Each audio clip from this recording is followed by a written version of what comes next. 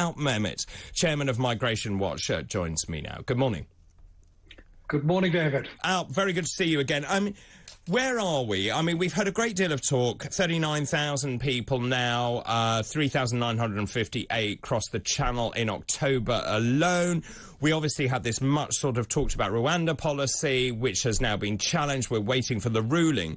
But even if that was approved, we're talking about 200-300 people when you're talking about 39,000.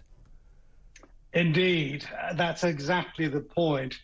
Twice the number already that were coming this time last year. The rate is way, way above last year's, which was a record in itself. And one thing that struck me, looking, and you mentioned we're closing in on 40,000 now. Bear in mind that in the 90s, at about the time when New Labour took over and opened the floodgates, net migration as a whole was in around 40,000. We're going to get between 50 and 60,000 just coming illegally across the channel this year. The problem is twofold, I think. One, the government simply refuses to act as if it means it. Two main points. One, those arriving illegally, I think, have to be held, detained, and then removed.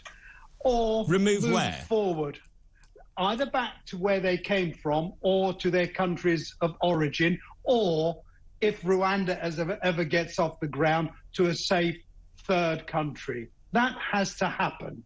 I'm afraid we have said a lot. Our government and ministers have promised a lot, have talked tough, but ultimately they've done very little. I have to say, I've got high hopes for Suella Braverman. Do you? I think she does. Yes, I do.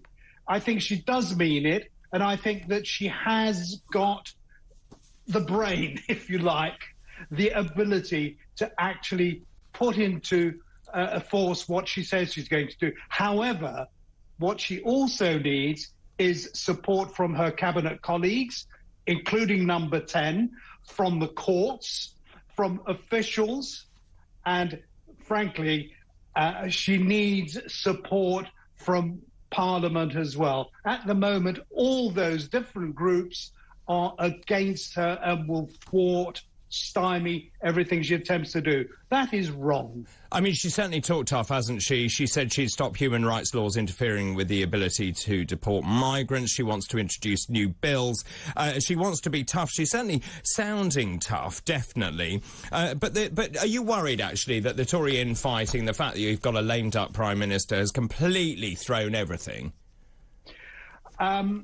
Well, frankly, if the Tories want to get any of the support that they've lost back, they can start by doing what is necessary on immigration.